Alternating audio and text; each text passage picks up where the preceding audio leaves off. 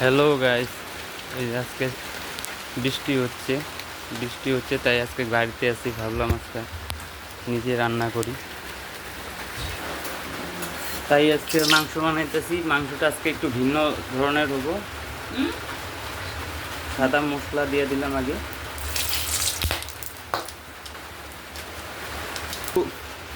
একটু ভিন্ন ধরনের হবে আজকে মাংসটা।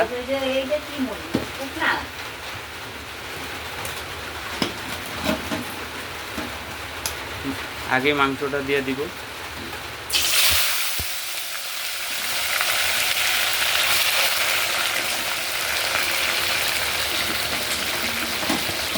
মাংসটা দিয়ে 10 মিনিট ফ্রাই হবে।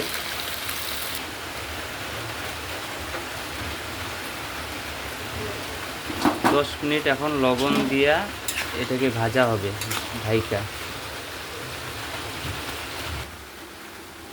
এর ফাঁকে আমি এই যে মশলা, বাটা মশলা, আজকে বাটা মশলা দিয়ে খাওয়ার ইচ্ছা। বাটা প্যাকেট মশলা একটা ইউজ হবে না।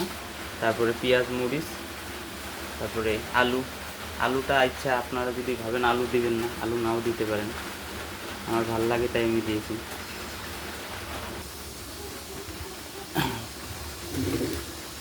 15 মিনিট ভাজা হওয়ার পরে এখন আমি এটা দেখুন কি হয়েছে অবস্থাটা। এটা এই যে মোটামুটি ভাজা হয়ে গেছে।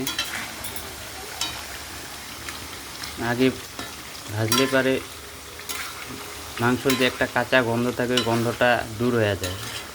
গরম মশলা ধনিয়া পাতা ছাড়াই এই মাংসটা খাওয়া যায়, নাহলে ছাগলের মাংসে ধনিয়া পাতা আর গরম মশলাটা দিতেই হয়।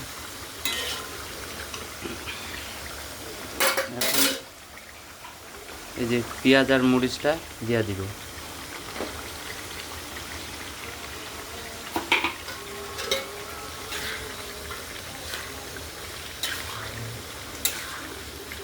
দিয়ে এখন মোটামুটি আধা ঘন্টা এটা ভাজা হবে।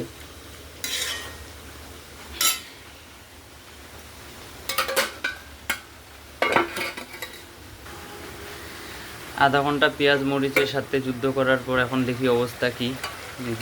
মোটামুটি পেঁয়াজ গইলাই গেছে। এখন দিয়ে দিব এখানে রসুন, বাটা রসুন।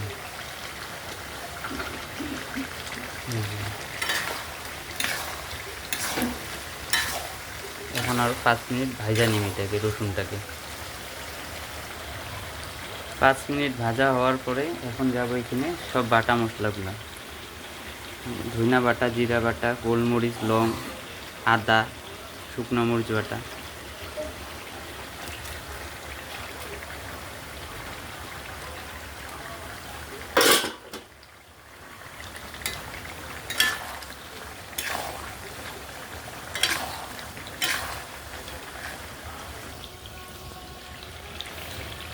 মশলা ভাজা হয়ে গেছে, তেল এই যে উপরে উঠে গেছে, কাঁচা গন্ধ নাই মশলার।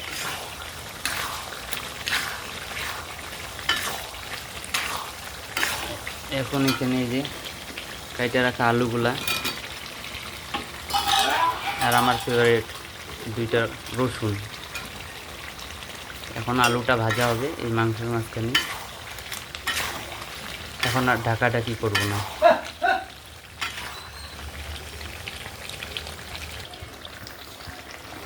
আলুও ভাজা হয়ে গেছে, মশলাও ভাজা হয়ে গেছে, তেলও উপরে উঠে গেছে মোটামুটি হওয়ার মধ্যেই। এখন আমি একটু ঝোল দিয়ে দিব, ঝোল দিয়ে নামায় নিব। গরম মশলা আমি দিব না, আপনারা ইচ্ছা করলে গরম মশলাও দিতে পারেন। এই রেসিপিটা যাদের যাদের পছন্দ তারা একবার বানায় খায়া দেখবেন, ভালো লাগবে। ধন্যবাদ আজকের মতন।